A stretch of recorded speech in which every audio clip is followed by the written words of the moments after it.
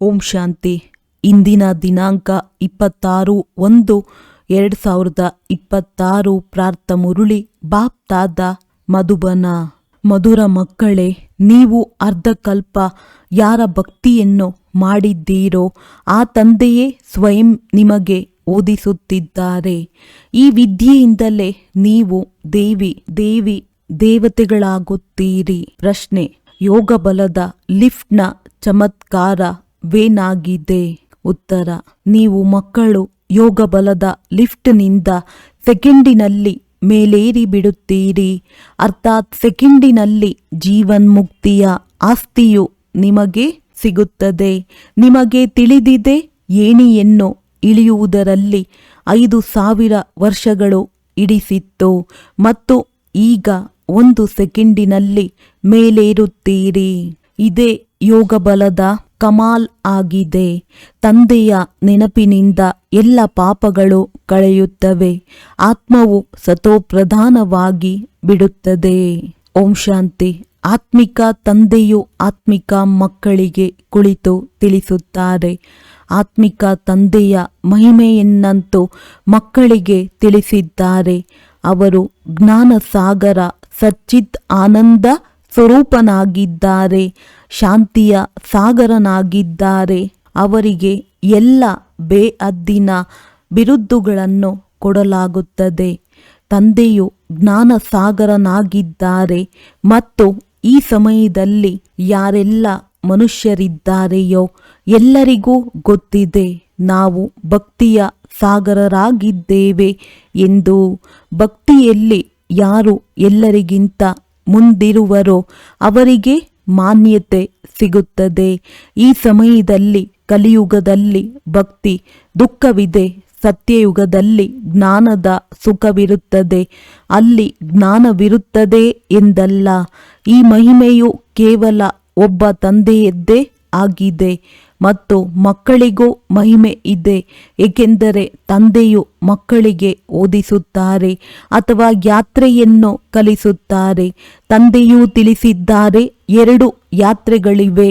ಭಕ್ತರು ತೀರ್ಥಯಾತ್ರೆ ಮಾಡುತ್ತಾರೆ, 4 ಕಡೆ ಸುತ್ತಾಡಿ ಬರುತ್ತಾರೆ ಅಂದಾಗ ಎಷ್ಟು ಸಮಯ 4 ಕಡೆ ಸುತ್ತಾಡುವರೋ ಅಷ್ಟು ಸಮಯ ವಿಕಾರದಲ್ಲಿ ಹೋಗುವುದಿಲ್ಲ. ಮದ್ಯಪಾನ ಇತ್ಯಾದಿ ಚೀಚಿ ಪದಾರ್ಥಗಳನ್ನು ಸೇವಿಸುವುದಿಲ್ಲ. ಕೆಲವೊಮ್ಮೆ ಬದ್ರಿನಾಥ, ಕೆಲವೊಮ್ಮೆ ಕಾಶಿಗೂ ಹೋಗುತ್ತಾರೆ. ಭಗವಂತನಿಗೆ ಭಕ್ತಿ ಮಾಡುತ್ತಾರೆ. ಅಂದ ಮೇಲೆ ಭಗವಂತನು ಒಬ್ಬರೇ ಇರಬೇಕಲ್ಲವೇ? ಎಲ್ಲ ಕಡೆ ಸುತ್ತಾಡುವ ಅವಶ್ಯಕತೆ ಇಲ್ಲ ಅಲ್ಲವೇ? ಶಿವ ತಂದೆಯ ತೀರ್ಥ ಸ್ಥಾನವನ್ನು ನೋಡಿಕೊಂಡು ಬರುತ್ತಾರೆ.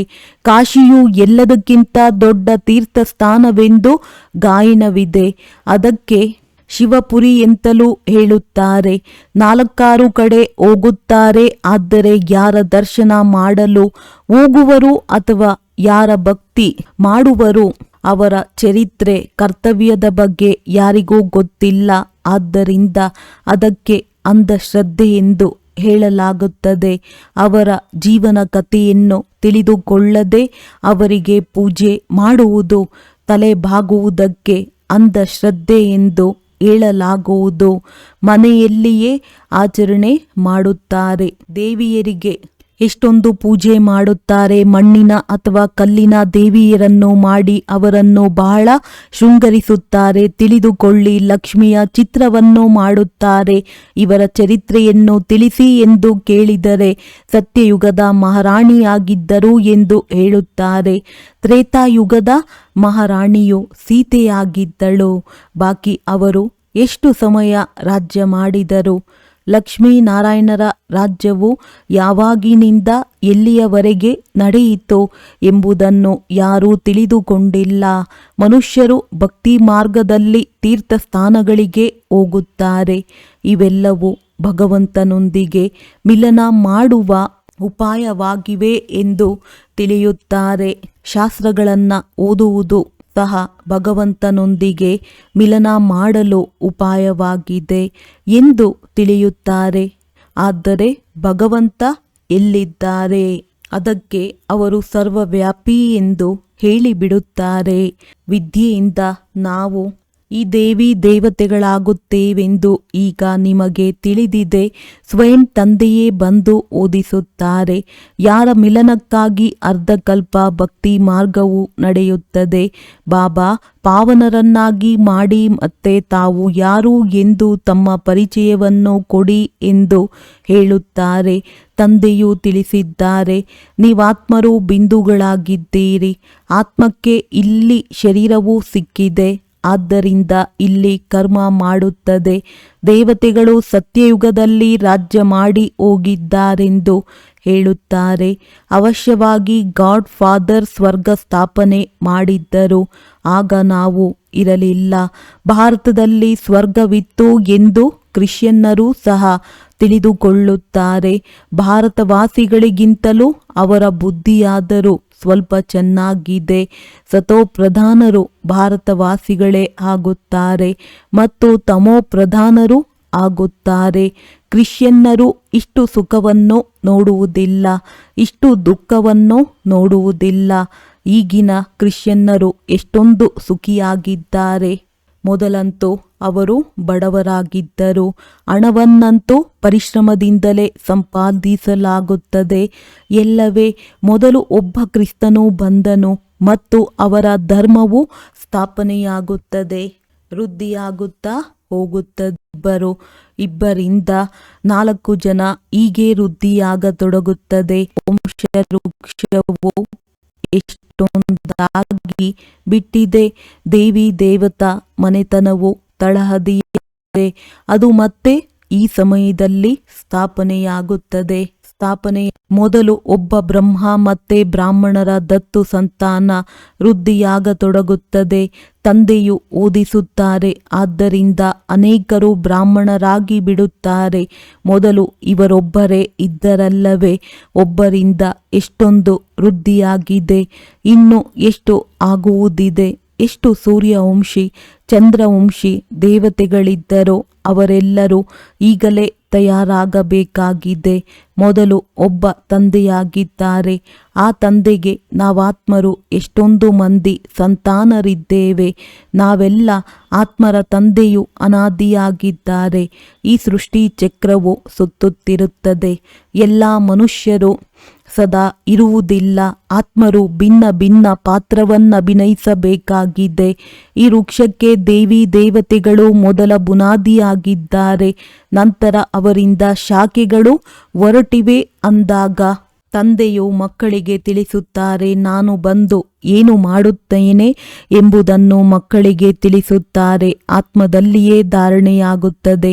ನಾನು ಹೇಗೆ ಬಂದೆನು ಎಂದು ತಂದೆಯು ಕುಳಿತು ತಿಳಿಸುತ್ತಾರೆ. ನೀವೆಲ್ಲ ಮಕ್ಕಳು ಈಗ ಪತಿತರಾಗಿದ್ದೀರಿ, ಆದ್ದರಿಂದ ನೆನಪು ಮಾಡುತ್ತೀರಿ. ಸತ್ಯ ತ್ರೇತಾ ಯುಗದಲ್ಲಿ ನೀವು ಸುಖಿಯಾಗಿದ್ದೀರಿ, ಆದ್ದರಿಂದ ನೆನಪು ಮಾಡುತ್ತಿರಲಿಲ್ಲ. ದ್ವಾಪರದ ನಂತರ ಯಾವಾಗ ದುಃಖವು ಹೆಚ್ಚಾಯಿತೋ ಆಗ ಏ ಪರಮಪಿತ ಪರಮಾತ್ಮ ತಂದೆಯೇ ಎಂದು ಕರೆದಿರಿ. ಹೌದು ಮಕ್ಕಳೇ, ಕೇಳಿಸಿಕೊಂಡೆನು. ಏನನ್ನು ಬಯಸುತ್ತೀರಿ? ಬಾಬಾ ಬಂದು ಪತಿತರನ್ನು ಪಾವನ ಮಾಡಿ. ಬಾಬಾ, ನಾವು ಬಹಳ ದುಃಖಿ ಪತಿತರಾಗಿದ್ದೇವೆ. ಬಂದು ನಮ್ಮನ್ನು ಪಾವನ ಮಾಡಿ, ಕೃಪೆ ಮಾಡಿ, ಆಶೀರ್ವಾದ ಮಾಡಿ ಎಂದು ನೀವು ನನ್ನನ್ನು ಕರೆದಿರಿ.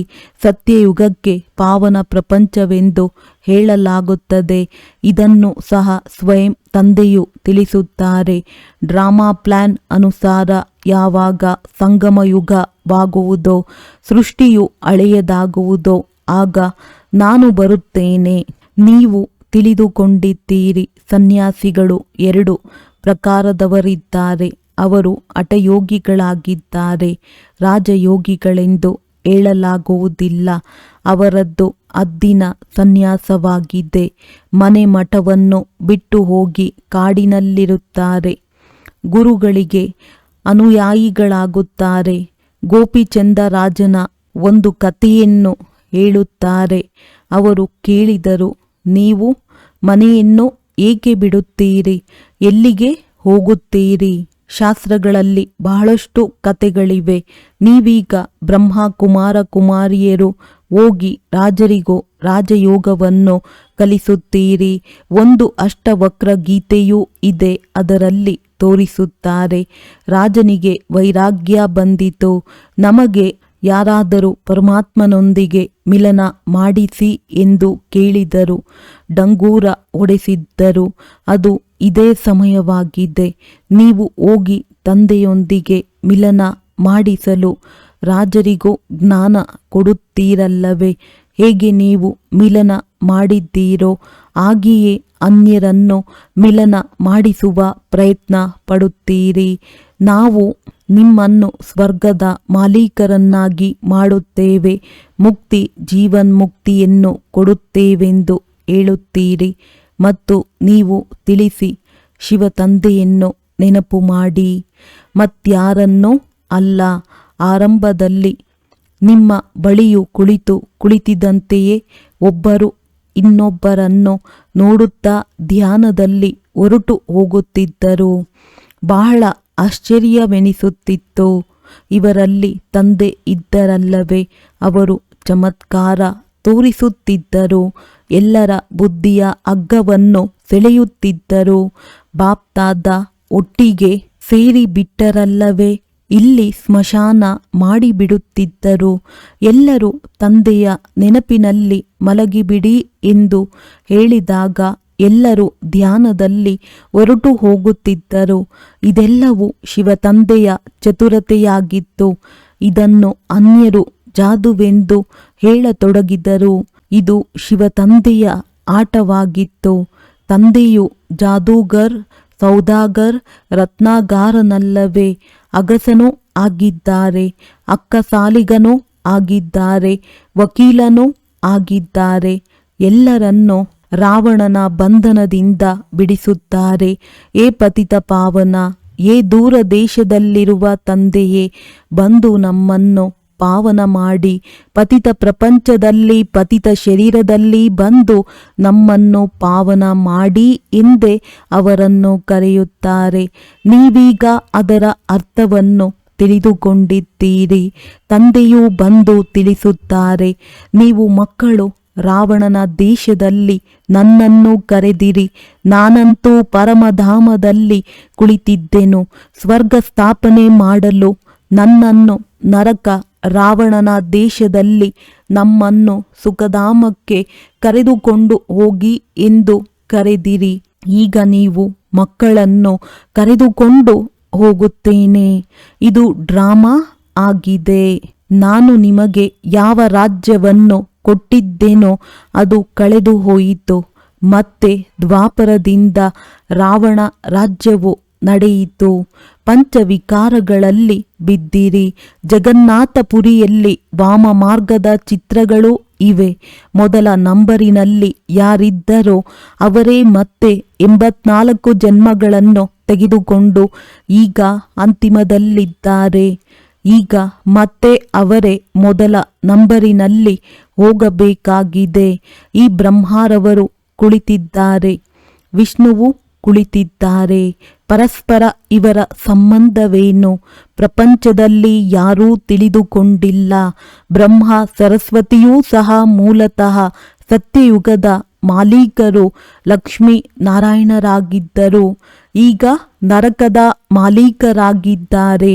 ಮತ್ತೆ ಲಕ್ಷ್ಮೀ ನಾರಾಯಣರಾಗಲು ಈಗ ತಪಸ್ಸು ಮಾಡುತ್ತಿದ್ದಾರೆ. ದಿಲ್ವಾಡ ಮಂದಿರದಲ್ಲಿ ಪೂರ್ಣ ನೆನಪಾರ್ಥವಿದೆ. ತಂದೆಯು ಇಲ್ಲಿಯೇ ಬಂದಿದ್ದಾರೆ. ಆದ್ದರಿಂದ ಈಗ ಬರೆಯುತ್ತಾರೆ, ಅಬು ಪರ್ವತವು ಸರ್ವ ತೀರ್ಥಸ್ಥಾನಗಳಲ್ಲಿ ಎಲ್ಲ ಧರ್ಮಗಳ ತೀರ್ಥಸ್ಥಾನಗಳಿಗಿಂತಲೂ ಮುಖ್ಯ ತೀರ್ಥಸ್ಥಾನವಾಗಿದೆ. ಏಕೆಂದರೆ ತಂದೆಯು ಇಲ್ಲಿಯೇ ಬಂದು ಸರ್ವ ಧರ್ಮಗಳ ಸದ್ಗತಿ ಮಾಡುತ್ತಾರೆ. ನೀವು ಶಾಂತಿಧಾಮಕ್ಕೆ ಹೋಗಿ ನಂತರ ಸುಖಧಾಮದಲ್ಲಿ ಬರುತ್ತೀರಿ. ಉಳಿದೆಲ್ಲರೂ ಶಾಂತಿಧಾಮಕ್ಕೆ ಹೊರಟು ಹೋಗುವರು. ಆ ಮಂದಿರವು ಜಡ ನೆನಪಾರ್ಥವಾಗಿದೆ. ಇದು ಚೈತನ್ಯವಾಗಿದೆ. ಯಾವಾಗ ನೀವು ಚೈತನ್ಯದಲ್ಲಿ ಆಗಿಬಿಡುತ್ತೀರೋ ಆಗ ಈ ಮಂದಿರಗಳೆಲ್ಲವೂ ಸಮಾಪ್ತಿಯಾಗುತ್ತವೆ. ಮತ್ತೆ ಭಕ್ತಿ ಮಾರ್ಗದಲ್ಲಿ ಈ ನೆನಪಾರ್ಥಗಳನ್ನು ಮಾಡಿಸುತ್ತಾರೆ. ನೀವೀಗ ಸ್ವರ್ಗದ ಸ್ಥಾಪನೆ ಮಾಡುತ್ತಿದ್ದೀರಿ. ಸ್ವರ್ಗವು ಮೇಲಿದೆ ಎಂದು ಮನುಷ್ಯರು ತಿಳಿದುಕೊಳ್ಳುತ್ತಾರೆ. ನೀವೀಗ ತಿಳಿದುಕೊಂಡಿದ್ದೀರಿ. ಇದೇ ಭಾರತವು ಸ್ವರ್ಗವಾಗಿತ್ತು, ಈಗ ನರಕವಾಗಿದೆ. ಈ ಚಕ್ರವನ್ನು ನೋಡುತ್ತಿದ್ದಂತೆಯೇ ಎಲ್ಲ ಜ್ಞಾನವು ಬಂದು ಬಿಡುತ್ತದೆ. ದ್ವಾಪರದಿಂದ ಬೇರೆ ಬೇರೆ ಧರ್ಮದವರು ಬರುತ್ತಾರೆ. ಆದ್ದರಿಂದ ನೋಡಿ, ಈಗ ಎಷ್ಟೊಂದು ಧರ್ಮಗಳಿವೆ. ಇದು ಕಲಿಯುಗವಾಗಿದೆ. ನೀವೀಗ ಸಂಗಮದಲ್ಲಿದ್ದೀರಿ. ಸತ್ಯಯುಗದಲ್ಲಿ ಹೋಗಲು ಪುರುಷಾರ್ಥ ಮಾಡುತ್ತೀರಿ. ಕಲಿಯುಗದಲ್ಲಿ ಎಲ್ಲರೂ ಕಲ್ಲು ಬುದ್ಧಿಯವರಾಗಿದ್ದಾರೆ. ಸತ್ಯಯುಗದಲ್ಲಿ ಪಾರಸ ಬುದ್ಧಿಯವರಿರುತ್ತಾರೆ. ನೀವೇ ಪಾರಸ ಬುದ್ಧಿಯವರಿದ್ದೀರಿ. ನೀವೇ ನಂತರ ಕಲ್ಲು ಬುದ್ಧಿಯವರಾಗಿದ್ದೀರಿ. ಈಗ ಪುನಃ ಪಾರಸ ಬುದ್ಧಿಯವರಾಗಬೇಕಾಗಿದೆ. ತಂದೆಯು ತಿಳಿಸುತ್ತಾರೆ, ನೀವು ನನ್ನನ್ನು ಕರೆದಿರಿ, ಆದ್ದರಿಂದ ನಾನು ಬಂದಿದ್ದೇನೆ ಮತ್ತು ನಿಮಗೆ ಹೇಳುತ್ತೇನೆ, ಕಾಮವನ್ನು ಜಯಿಸಿದ್ದರೆ ಜಗಜ್ಜೀತರಾಗುವಿರಿ. ಮುಖ್ಯವಾದ ವಿಕಾರವು ಇದೇ ಆಗಿದೆ. ಸತ್ಯಯುಗದಲ್ಲಿ ಎಲ್ಲರೂ ನಿರ್ವಿಕಾರಿಗಳಿರುತ್ತಾರೆ. ಕಲಿಯುಗದಲ್ಲಿ ವಿಕಾರಿಗಳಾಗಿದ್ದಾರೆ. ತಂದೆಯು ತಿಳಿಸುತ್ತಾರೆ, ಮಕ್ಕಳೇ, ಈಗ ನಿರ್ವಿಕಾರಿಗಳಾಗಿ 63 ಜನ್ಮಗಳಂತೂ ವಿಕಾರದಲ್ಲಿ ಹೋಗಿದ್ದೀರಿ. ಈ ಅಂತಿಮ ಜನ್ಮ ಪವಿತ್ರರಾಗಿ. ಈಗ ಎಲ್ಲರೂ ಸಾಯಲೇಬೇಕಾಗಿದೆ. ನಾನು ಸ್ವರ್ಗ ಸ್ಥಾಪನೆ ಮಾಡಲು ಬಂದಿದ್ದೇನೆ ಅಂದ ಮೇಲೆ ಈಗ ನನ್ನ ಶ್ರೀಮತದಂತೆ ನಡೆಯಿರಿ. ನಾನು ಏನು ಹೇಳುವೆನೋ ಅದನ್ನು ಕೇಳಿಸಿಕೊಳ್ಳಿ. ನೀವೀಗ ಕಲ್ಲು ಬುದ್ಧಿಯವರನ್ನು ಪಾರಸ ಬುದ್ಧಿಯವರನ್ನಾಗಿ ಮಾಡುವ ಪುರುಷಾರ್ಥ ಮಾಡುತ್ತಿದ್ದೀರಿ. ನೀವೇ ಪೂರ್ಣ ಏಣಿಯನ್ನು ಏರುತ್ತೀರಿ ಮತ್ತು ಇಳಿಯುತ್ತೀರಿ. ನೀವು ಹೇಗೆ ಜಿನ್ರಾಗಿದ್ದೀರಿ. ಜಿನ್ನ ಕತೆ ಇದೆಯಲ್ಲವೇ, ನನಗೆ ಕೆಲಸ ಕೊಡಿ ಎಂದು ಜಿನ್ನನು ಹೇಳಿದನು. ಆಗ ಒಳ್ಳೆಯದು, ಏಣಿಯನ್ನು ಹತ್ತು ಮತ್ತು ಇಳಿ ಎಂದು ರಾಜನು ಹೇಳಿದನು. ಅನೇಕ ಮನುಷ್ಯರು ಹೇಳುತ್ತಾರೆ, ಭಗವಂತನಿಗೆ ಏನಾಗಿತ್ತು? ಏಣಿಯನ್ನು ಹತ್ತಿಸುತ್ತಾರೆ ಮತ್ತು ಇಳಿಸುತ್ತಾರೆ. ಇಂತಹ ಏಣಿಯನ್ನು ಮಾಡಲು ಭಗವಂತನಿಗೇನಾಗಿತ್ತು ಎಂದು ಹೇಳುತ್ತಾರೆ. ಆದರೆ ತಂದೆಯು ತಿಳಿಸುತ್ತಾರೆ, ಇದು ಅನಾದಿ ಆಟವಾಗಿದೆ. ನೀವು 5000 ವರ್ಷಗಳಲ್ಲಿ 84 ಜನ್ಮಗಳನ್ನು ತೆಗೆದುಕೊಂಡಿದ್ದೀರಿ. ನೀವು ಕೆಳಗಿಳಿಯುವುದರಲ್ಲಿ 5000 ವರ್ಷಗಳು ಹಿಡಿಸಿತ್ತು. ಈಗ 1 ಸೆಕೆಂಡಿನಲ್ಲಿ ಮೇಲೇರುತ್ತೀರಿ. ಇದು ನಿಮ್ಮ ಯೋಗಬಲದ ಲಿಫ್ಟ್ ಆಗಿದೆ. ತಂದೆಯು ತಿಳಿಸುತ್ತಾರೆ, ನನ್ನನ್ನು ನೆನಪು ಮಾಡಿದರೆ ನಿಮ್ಮ ಪಾಪಗಳು ಕಳೆಯುತ್ತವೆ. ತಂದೆಯು ಬರುತ್ತಾರೆಂದರೆ ಸೆಕೆಂಡಿನಲ್ಲಿ ನೀವು ಮೇಲೇರುತ್ತೀರಿ. ಮತ್ತೆ ಕೆಳಗಿಳಿಯುವುದರಲ್ಲಿ 5000 ವರ್ಷಗಳು ಹಿಡಿಸಿತ್ತು. ಕಲೆಗಳು ಕಡಿಮೆಯಾಗುತ್ತಾ ಹೋಗುತ್ತವೆ. ಏರುವುದಕ್ಕಂತೂ ಲಿಫ್ಟ್ ಇದೆ. ಸೆಕೆಂಡಿನಲ್ಲಿ ಜೀವನ್ಮುಕ್ತಿ ಸತೋಪ್ರಧಾನರಾಗಬೇಕಾಗಿದೆ. ನಂತರ ಕ್ರಮೇಣವಾಗಿ ತಮೋಪ್ರಧಾನರಾಗುತ್ತೀರಿ. 5000 ವರ್ಷಗಳು ಹಿಡಿಸುತ್ತವೆ. ಒಳ್ಳೆಯದು. ಈಗ ಮತ್ತೆ ತಮೋ ಪ್ರಧಾನರಿಂದ ಇದೊಂದು ಜನ್ಮದಲ್ಲಿ ಸತೋಪ್ರಧಾನರಾಗಬೇಕಾಗಿದೆ. ನಾನೀಗ ನಿಮಗೆ ಸ್ವರ್ಗದ ರಾಜ್ಯಭಾಗ್ಯವನ್ನು ಕೊಡುತ್ತೇನೆ ಅಂದ ಮೇಲೆ ನೀವೇಕೆ ಪವಿತ್ರರಾಗುವುದಿಲ್ಲ? ಆದರೆ ಕಾಮೇಶು ಕ್ರೋಧೇಶುಗಳು ಇದ್ದಾರಲ್ಲವೇ, ವಿಕಾರ ಸಿಗದಿದ್ದರೆ ಮತ್ತೆ ಸ್ತ್ರೀಯನ್ನು ಒಡೆಯುತ್ತಾರೆ, ಹೊರಹಾಕುತ್ತಾರೆ, ಬೆಂಕಿಯನ್ನಿಟ್ಟು ಬಿಡುತ್ತಾರೆ. ಅಬಲೆಯರ ಮೇಲೆ ಎಷ್ಟೊಂದು ಅತ್ಯಾಚಾರಗಳಾಗುತ್ತವೆ. ಇದು ಸಹ ಡ್ರಾಮಾದಲ್ಲಿ ನಿಗದಿಯಾಗಿದೆ. ಒಳ್ಳೆಯದು. ಮಧುರಾತಿ ಮಧುರ ಅಗಲಿ ಹೋಗಿ ಮರಳಿ ಸಿಕ್ಕಿರುವ ಮಕ್ಕಳ ಪ್ರತಿ ಮಾತ್ಪಿತಾ ಬಾಪ್ತಾದ ರವರ ನೆನಪು, ಪ್ರೀತಿ ಹಾಗೂ ಸುಪ್ರಭಾತ. ಆತ್ಮಿಕ ಮಕ್ಕಳಿಗೆ ಆತ್ಮಿಕ ತಂದೆಯ ನಮಸ್ತೆ. ಧಾರಣೆಗಾಗಿ ಮುಖ್ಯ ಸಾರ: ಜಗತ್ತಿನ ಮಾಲೀಕರಾಗಲು ಅಥವಾ ವಿಶ್ವದ ರಾಜ್ಯಭಾಗ್ಯವನ್ನು ಪಡೆಯಲು ಮುಖ್ಯವಾಗಿ ಕಾಮವಿಕಾರದ ಮೇಲೆ ಜಯ ಗಳಿಸಬೇಕಾಗಿದೆ. ಸಂಪೂರ್ಣ ನಿರ್ವಿಕಾರಿಗಳು ಅವಶ್ಯವಾಗಿ ಆಗಬೇಕಾಗಿದೆ. ಹೇಗೆ ನಮಗೆ ತಂದೆಯೂ ಸಿಕ್ಕಿದ್ದಾರೆ ಹಾಗೆಯೇ ಎಲ್ಲರನ್ನೂ ತಂದೆಯೊಂದಿಗೆ ಮಿಲನ ಮಾಡಿಸುವ ಪ್ರಯತ್ನ ಪಡಬೇಕಾಗಿದೆ. ತಂದೆಯ ಸತ್ಯ ಪರಿಚಯವನ್ನು ಕೊಡಬೇಕಾಗಿದೆ. ಸತ್ಯವಾದ ಯಾತ್ರೆಯನ್ನು ಕಲಿಸಬೇಕಾಗಿದೆ. ವರದಾನ: ತಮ್ಮ ಮುಂದೆ ದುಃಖದ ಪ್ರಪಂಚವಿದ್ದರೂ ನಿಶ್ಚಿಂತಪುರದ ಚಕ್ರವರ್ತಿಯ ಅನುಭವ ಮಾಡುವಂತಹ ಅಷ್ಟಶಕ್ತಿ ಸ್ವರೂಪ ಭವ.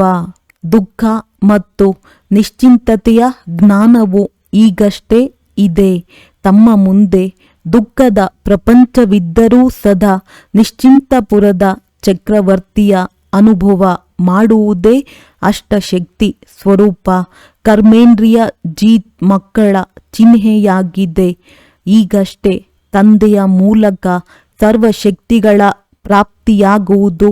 ಆದರೆ ಯಾವುದೇ ಒಂದು ಸಂಘದೋಷ ಅಥವಾ ಯಾವುದೇ ಕರ್ಮೇಂದ್ರಿಯಗಳ ವಶರಾಗುತ್ತೀರೆಂದರೆ ತಮ್ಮ ಶಕ್ತಿಯನ್ನು ಕಳೆದುಕೊಳ್ಳುವಿರಿ. ಅದರಿಂದ ನಿಶ್ಚಿಂತಪುರದ ನಶೆ ಅಥವಾ ಖುಷಿಯ ಪ್ರಾಪ್ತಿಯೇನಾಗಿದೆಯೋ ಅದು ಸ್ವತಃವಾಗಿಯೇ ಕಳೆದುಕೊಳ್ಳುತ್ತೀರಿ.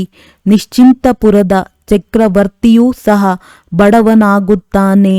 ಸ್ಲೋಗನ್: ಸದಾ ದೃಢತೆಯ ಶಕ್ತಿಯು ಜೊತೆಯಿದ್ದರೆ ಸಫಲತೆಯು ಕೊರಳಿನ ಹಾರವಾಗುವುದು. ಅವ್ಯಕ್ತ ಸೂಚನೆಗಳು: ಈ ಅವ್ಯಕ್ತ ಮಾಸದಲ್ಲಿ ಬಂಧನ ಮುಕ್ತರಾಗಿ ಜೀವನ್ಮುಕ್ತ ಸ್ಥಿತಿಯ ಅನುಭವ ಮಾಡಿರಿ. ಸಂಕಲ್ಪಗಳ ಬಿರುಗಾಳಿ, ಸಂಬಂಧಗಳಿಂದ ಉಂಟಾಗುವ ತೂಫಾನ್, ಪ್ರಕೃತಿ ಅಥವಾ ಸಮಸ್ಯೆಗಳ ಬಿರುಗಾಳಿ ಬಂದಾಗ ಅವುಗಳಿಂದ ಮುಕ್ತರಾಗಲು ಯೋಗಯುಕ್ತ ಮತ್ತು ಯುಕ್ತಿಯುಕ್ತರಾಗಿರಿ.